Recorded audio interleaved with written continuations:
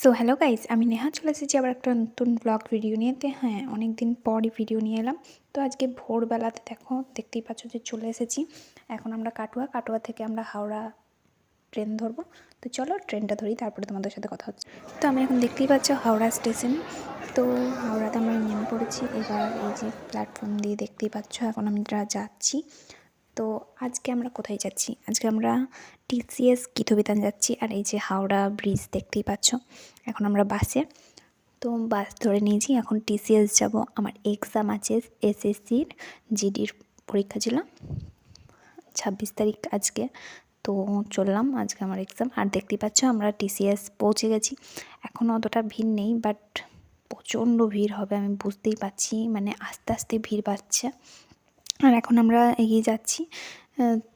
আর এই ধারে ভিড়টা দেখো খালি, কত ভিড়। তো চলো, এখন আমার পরীক্ষা হচ্ছে 2টো থেকে, এখন বাজে 10:30।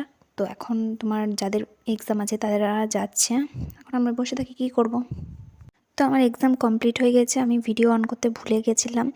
আর মোটামুটি ভালোই হয়েছে আমার এক্সামটা। এখন আমরা ট্রেনে করে চললাম। তো চলো কাটোয়া যাই, তারপরে তোমাদের সাথে দেখা হচ্ছে আবার।